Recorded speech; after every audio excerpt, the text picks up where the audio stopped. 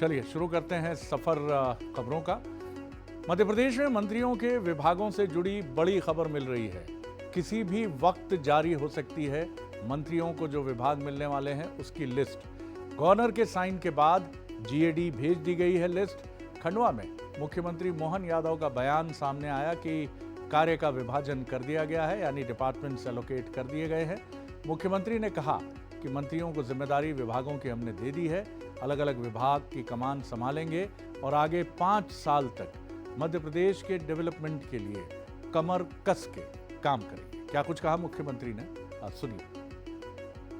मैं अपने नए सरकार के नए मंत्रिमंडल के नए सदस्यों के नाम की सूची देने के बाद जनता को समर्पित करते हुए यह नया मंत्रिमंडल जनता की सेवा का नया संकल्प लेगा।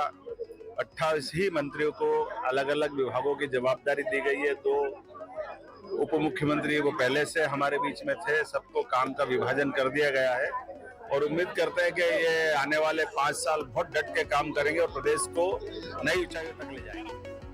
छत्तीसगढ़ में मुख्यमंत्री विष्णुदेव साय से मंत्रियों ने मुलाकात की। विभागों की जिम्मेदारी मिलने के बाद मंत्रियों की ये मुख्यमंत्री से पहली मुलाकात थी। मंत्रियों से मुलाकात करने के बाद सीएम बोले कि पीएम मोदी की गारंटी को सब मिलजुल कर पूरा करेंगे। मुख्यमंत्री ने यह भी कहा कि हम सब प्रदेश की जनता के विश्वास पर खरे उतरेंगे। इस मौके पर सीनियर बीजेपी लीडर और विधानसभा अध्यक्ष डॉक्टर रमन सिंह भी मौजूद रहे। तो छत्तीसगढ़ में जिन मंत्रियों को विभाग एक दिन पहले एलोकेट हुए हैं, उन्होंने मुलाकात की है मुख्यमंत्री विष्णुदेव साय से।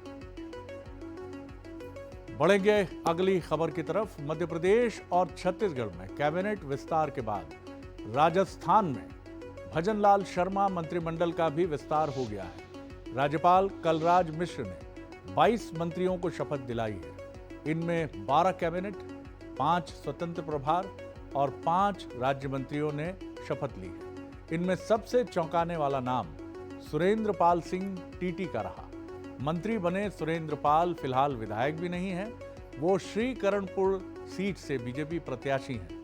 दरअसल इस सीट पर कांग्रेस प्रत्याशी गुरमीत सिंह कुन्नर का निधन हो गया था, जिसके कारण चुनाव कैंसिल हो गए थे। अब वहां 5 जनवरी को वोटिंग है। आपको ये भी बता दें कि कोई भी भारतीय नागरिक बिना विधायक बने भी 6 महीने तक मंत्री पद पर रह सकता है, यानी 6 महीने के भीतर विधानसभा में विधायक निर्वाचित होने की उसको एक तरह से आप कह सकते हैं कि छूट रहती है। जी, मैं गजेंद्र सिंह ईश्वर की शपथ लेता हूं कि मैं विधि द्वारा स्थापित भारत के संविधान के प्रति सच्ची श्रद्धा और निष्ठा रखूंगा। मैं भारत की प्रभुता और अखंडता अक्षुण्ण रखूंगा।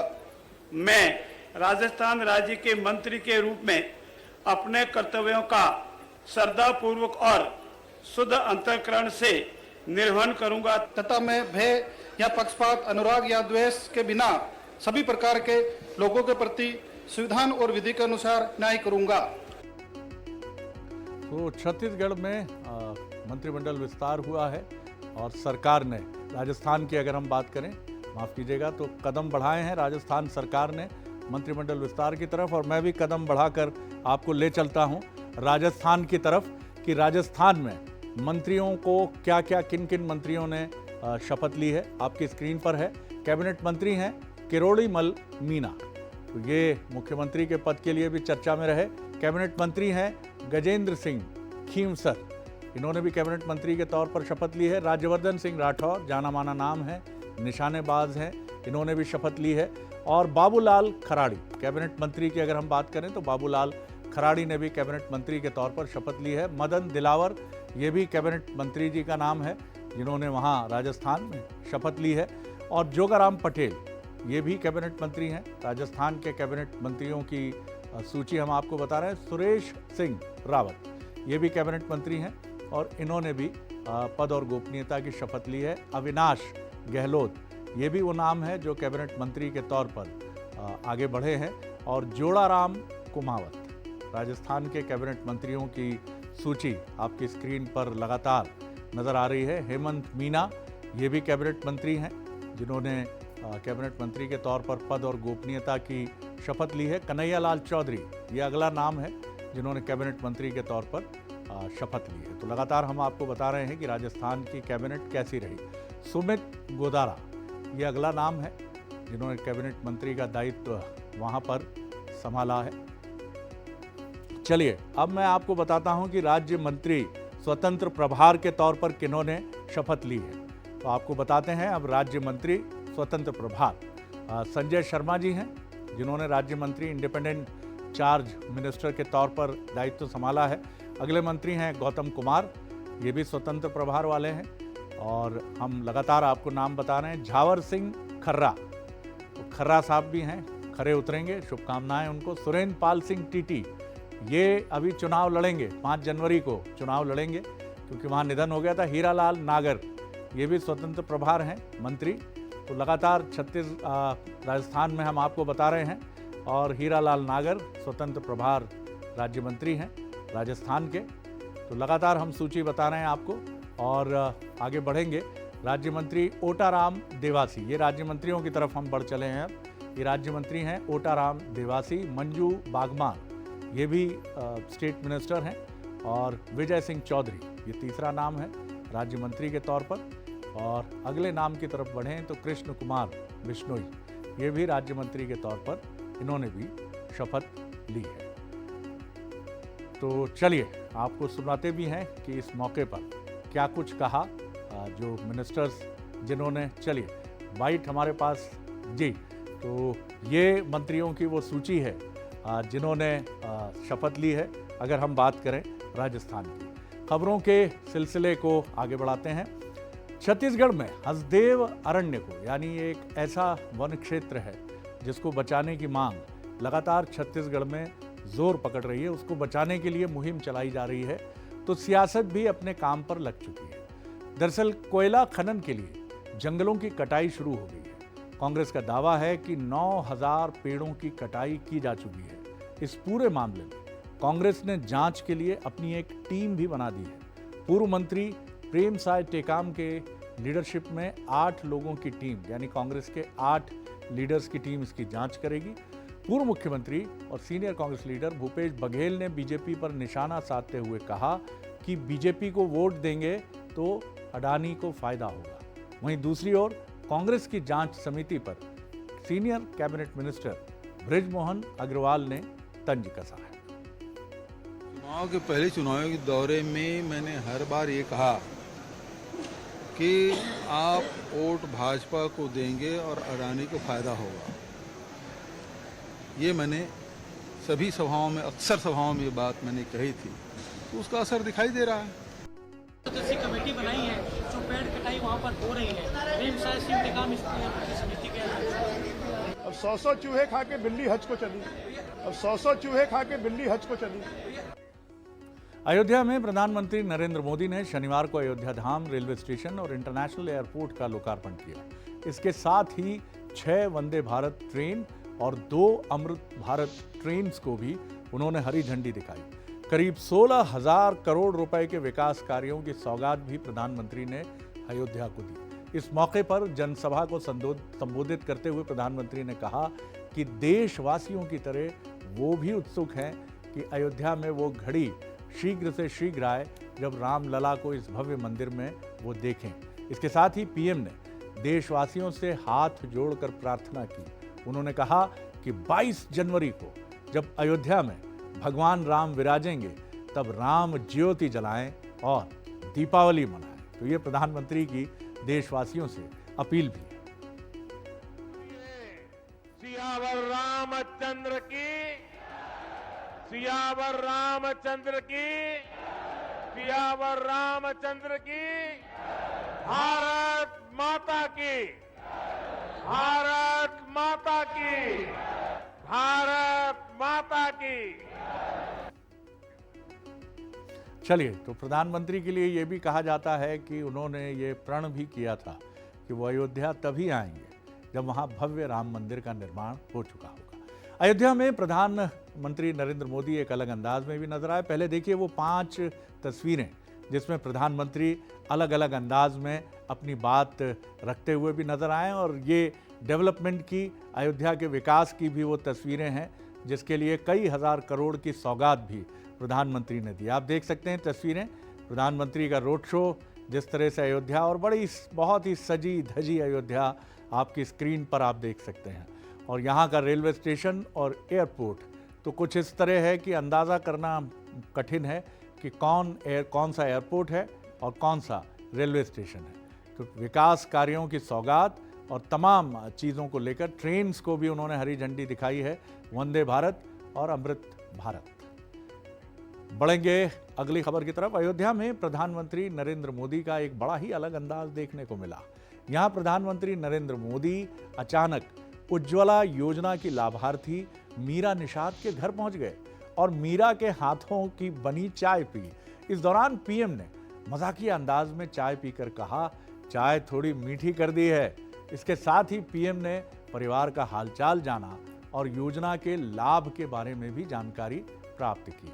इस पर मीरा ने पीएम मोदी से कहा, मुझे फ्री में गैस और घर मिल गए हैं। पीएम ने करीब 10-15 मिनट तक निषाद परिवार से बात की। इस अवसर पर पीएम ने बच्चों को अपने ऑटोग्राफ भी दिए। तो एक बड़ा ही रिलैक्स मोड था प्रधानमंत्री का, आप देखिए तस्वीरों में। इस मौके पर यह भी जानना बहुत ज़रूरी होगा कि मीरा की भावनाएं कैसी थी, क्या कुछ कहा है मीरा ने, सुनिए। दाल चावल बनाया, सब्जी बनाई है, तो बोले कि और कुछ, तो मैंने कहा कि चाय बनाई हूँ, तो बोले पिलाओ, ठंडी में चाय तो पिलाना चाहिए ना। तो मैंने उनको चाय पिलाई अपने हाथ से, बोले बहुत मीठी चाय है। मैंने कहा कि मेरे हाथ से मीठी बनती ही है। हाँ, हमको पता नहीं था कि वो आने वाले हैं, हमको नहीं जानकारी था। फिर उसके 1 घंटा बाद हमको पता चला कि आने वाले हैं, तो हमने उनको बोला अपने मैडम को कि अगर आ रहे हैं तो चाय मतलब बना दो, चाय जो है मतलब पियेंगे। फिर जब आए तो मतलब पूछे क्या बनाए हो, तो इन्होंने कहा दाल चावल सब्जी रोटी बनाए हैं। तो बोले चाय बनाए, हाथ चाय भी बनाए। तो इन्होंने अपने हाथ से मोदी जी को चाय पिलाया। नहीं, ठीक करत है, बहुत खुशियाँ बा उनके काम पे, बहुत खुशियाँ बा। हाँ, कितना सरकार हम लोग के साथ है, गरीब के करत है। हाँ, बहुत खुशियाँ बा, बहुत खुशी है। अरे हमको बहुत अच्छा लगा। कभी हम लोग जीवन में नहीं सोचा कि इतना बड़ा आदमी हमारे घर आएंगे, कभी नहीं सोचा था। लेकिन आज अचानक आएंगे, अब इससे खुशी बात कौन क्या बात है। अरे ये इतना बड़ा मोदी सरकार तो भगवान के सामने समान है। वो उनको भगवान हम लोग मानते हैं, हम लोग के मोहल्ले में सब भगवान मानते हैं उनको, सबको सुविधा देते हैं वो। एक युग में प्रभु श्री राम शबरी से मिले थे और 2023 में प्रधानमंत्री नरेंद्र मोदी मीरा निषाद से मिले हैं। तो निश्चित तौर पर आप समझ सकते होंगे कि उनका पूरा परिवार किस खुशी में डूबा था। अयोध्या में राम लला की प्राण प्रतिष्ठा से पहले प्रधानमंत्री नरेंद्र मोदी की एक बहुत दुर्लभ तस्वीर वायरल हो रही है। साल था 1991 जब राम जन्मभूमि परिसर में राम जन्मोत्सव का आयोजन हुआ था। इस फोटो में काली दाढ़ी में नजर आ रहे एकता यात्रा के संयोजक नरेंद्र मोदी ने उस समय कहा था, जब तक राम मंदिर बनने का संकल्प पूरा नहीं होगा तब तक वो रामलला के दर्शन करने के लिए अयोध्या नहीं आएंगे। यानी जब ये संकल्प पूरा होगा तभी वो रामलला के दर्शन करने के लिए अयोध्या पहुंचेंगे। ये काफ़ी दुर्लभ फोटो मानी जा रही है और जर्नलिस्ट महेंद्र त्रिपाठी ने ये फोटो क्लिक की थी, जिनसे बात की हमारे एग्जीक्यूटिव एडिटर सुनील सिंह बघेल ने अयोध्या में। क्या वाकया था, क्या बातें हुई थी आपकी? देखिए, सबसे पहले तो आपके चैनल को ये तस्वीर दिखाना चाहूँगा कि जो 14 जनवरी 1992 की है, जब वो मुरली मनोहर जोशी जी के साथ आए थे एकता यात्रा लेकर के, तो रामलला के दरबार में आए थे। तो ये तस्वीर मैंने खींची थी और आप देख सकते हैं कि दूसरी तस्वीर में वो प्रसाद का डिब्बा लिए हुए हैं। तो वो चूँकि रामलला को प्रसाद भी चढ़ाए थे और दर्शन किए थे। डॉक्टर मुरली मनोहर जोशी जो बीजेपी के उस समय राष्ट्रीय अध्यक्ष थे, उनके साथ आए थे।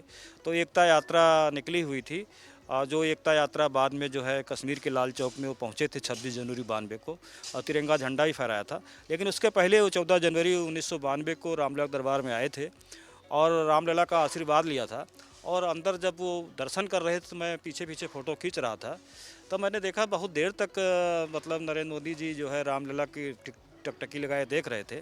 तो जब बाहर निकल के आए तो हमने उनसे सवाल कर लिया कि आप क्या मांग रहे थे रामलला से। तो उसका कोई सटीक जवाब नहीं दिया, कहें कि ये नहीं बताऊंगा।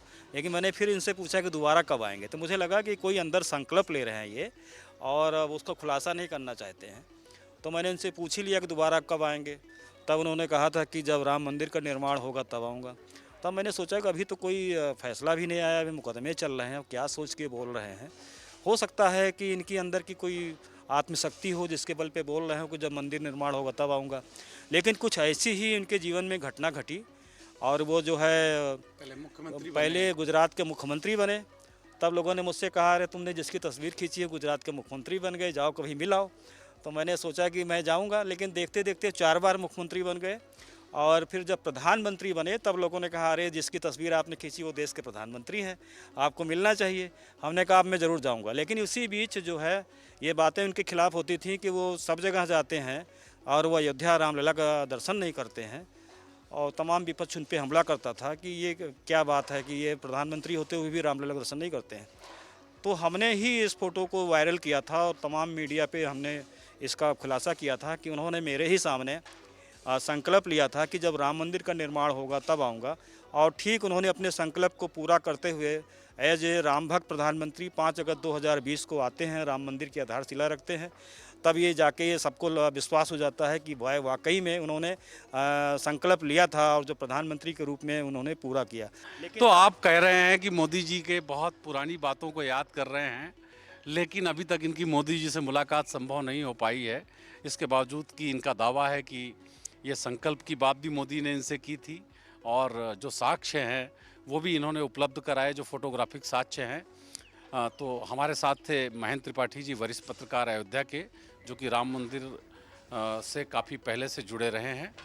बंसल न्यूज़ के लिए वीडियो जर्नलिस्ट अश्विनी गौर के साथ सुनील सिंह बघेल। महेंद्र जी सावधान रहिएगा, ऐसा ना हो नेताओं की भीड़ आपको घेर ले अयोध्या में कि हमारा भी फोटो खींच लीजिए। बढ़ेंगे अगली खबर की तरफ। भारतीय कुश्ती महासंघ की मान्यता रद्द करने के बाद विवाद थमता हुआ नजर अभी तक नहीं आ रहा है।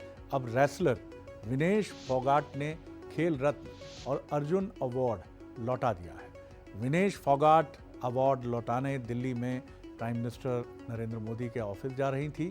इससे पहले पुलिस ने उन्हें रोक लिया, जिसके बाद विनेश ने अवार्ड कर्तव्य पथ पर ही जमीन पर रख दिया और अवार्ड्स को हाथ जोड़कर लौट गई। इस दौरान उन्होंने कहा वो इंसाफ के लिए आई हैं और जब तक इंसाफ नहीं मिलता है ये लड़ाई जारी रहेगी। तो भले ही कुश्ती संघ को भंग करने का डिसीजन सरकार ने ले लिया है, लेकिन खिलाड़ियों के बीच का असंतोष अभी थमता हुआ नजर नहीं आ रहा है। आज अगर हम बात करें तो हर तरफ OTT यानी कि आप देख ही रहे हैं नेटवर्क और तमाम इन सारी चीज़ों का, नेटफ्लिक्स और प्राइम वीडियो का धमाका है। ऑडियंस थिएटर्स में जाने से पहले या उससे ज़्यादा उनका प्रेफरेंस घर में बैठे हुए वेब सीरीज़ देखना और फिल्में देखने की तरफ होता है। कोविड के बाद OTT यानी ओवर द टॉप प्लेटफॉर्म्स का चलन और भी बढ़ गया है। नेटफ्लिक्स से लेकर अमेज़न प्राइम वीडियो तक आज हर कोई कहीं ना कहीं किसी न किसी OTT प्लेटफॉर्म को सब्सक्राइब करता है। शाहिद कपूर की सीरीज़ फर्जी हो, फर्जी नाम है, शाहिद कपूर ओरिजिनल है सर। करीना कपूर की फिल्म जाने जा, राजकुमार राव की crime drama series guns and Gulaabs हो, या फिर मनोज वाजपेयी की सिर्फ एक ही बंदा काफ़ी है। ऐसे कई प्रोजेक्ट्स इस साल OTT प्लेटफॉर्म पर रिलीज़ हुए जो दर्शकों को एंटरटेन करने में कामयाब रहे। दिलचस्प बात यह है कि इस साल 30 से ज़्यादा हिंदी फिल्में सिनेमा घरों के बजाय सीधे OTT प्लेटफॉर्म पर रिलीज़ की गई। काजोल, शाहिद कपूर, अनिल कपूर, आदित्य राय कपूर जैसे कई बॉलीवुड स्टार्स वेब सीरीज़ के जरिए इस साल अपना OTT डेब्यू करते नजर आए। ये कहना गलत नहीं होगा कि OTT प्लेटफॉर्म्स का दायरा तेज़ी से बढ़ रहा है, जिसमें 2023 में एंटरटेनमेंट इंडस्ट्री के कई A-लिस्टेड एक्टर्स की काफ़ी ही रोमांचक और एक्साइटिंग शुरुआत हुई है। चलिए, तो ये हुई बात इस हमारे ख़ास न्यूज़ बुलेटिन में खबरों की। और अब वक्त है आपसे इजाज़त लेने का, लेकिन इसी समय इसी वक्त सोमवार को हम आपसे मिलेंगे और अब वक्त है इजाज़त लेने का। तो गुड नाइट, शुभ रात्रि, शब बखैर।